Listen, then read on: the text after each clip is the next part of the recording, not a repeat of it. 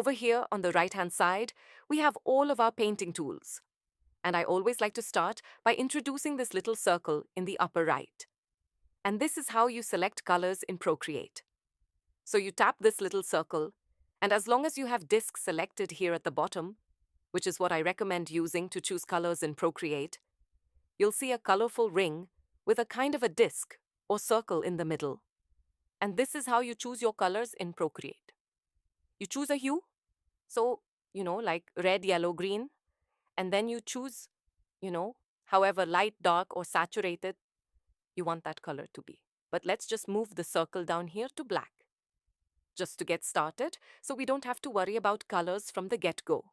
You can tap that circle again to close the color picker. Next up, we're going to go through these tools right here.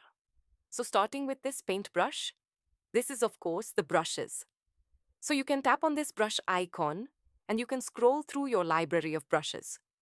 Procreate comes with a lot of brushes built into it, and each one is organized into a set. So you can kind of tap through these different brushes and just put some brush strokes on your canvas and just kind of see what they look like, see what they do, get a feel for what it feels like to, actually put something down onto your canvas.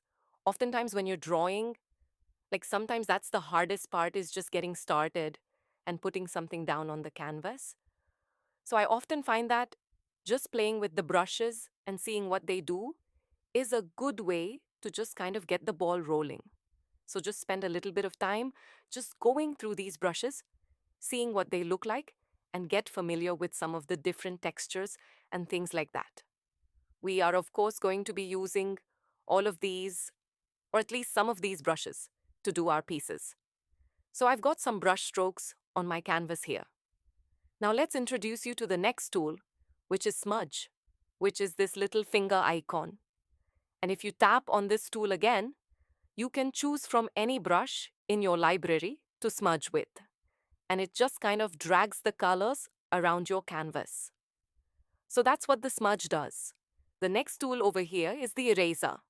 And just like with the brush and the smudge, you can choose any brush to be your eraser. And there's a lot of good things about being able to do that. You can match your kind of erase strokes to your brush strokes, so it looks seamless. I also love to use the eraser to actually draw some of my shapes. Layers are awesome. You're going to get to know them a lot in this course, so make sure you tap back over to your brush. And the next thing I want to show you are these sliders. This is called the sidebar, and we've got these sliders. The top one is going to be your brush size.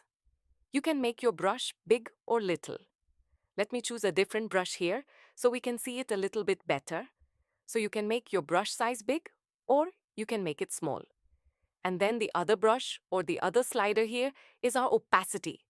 So I can turn the opacity down, and that just makes my strokes a little see-through or a lot see-through depending on how high you have that slider. Next, I want to show you a couple of Procreate gestures.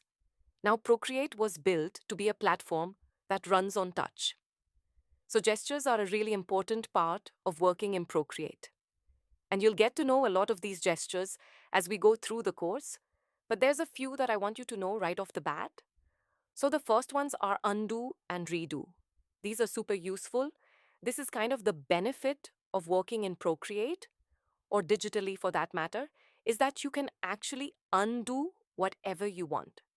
If you mess up, just undo it. Try again, and it's very freeing. You're not just like, oh no, I messed up on my paper, and now it's ruined. You can just undo. So 2 fingers and tap. Every time you tap, it's just going to undo one step of what you had done previously. Or you can tap and hold, and that will undo multiple. And then to redo, you take 3 fingers and you tap, and you can redo what you had just done. And the last thing I want to show you in this lesson are some of the menus over on this side. So first of all, we've got our Actions menu, and there's a lot of different options here. Again, we're going to get to know, but you can add things to your canvas under the canvas. There's a lot of different options there. Don't get overwhelmed. Don't worry about that for now. There's the sharing options for when you're ready to export your artwork, and share it with the world, which I'll show you in the next lesson. And then another fun one is the video, and you can actually watch a time-lapse replay of your art. So if we tap that, I can see kind of like a replay of everything that I just did. And there's some preferences and things like that, but don't worry about that for now. The next menu here is the adjustments menu, and these are for making alterations to your artwork. We're going to get to know some of these. There's a lot of really fun adjustments and filters in Procreate that you're going to get to know. And then over here, we have our selection tool, and this is for making selections. And then we have our transform tool, which is for moving and manipulating things around the canvas. We're going to get to know those too. So we're not going to explore those too much right now. I hope you enjoyed this little crash course in Procreate.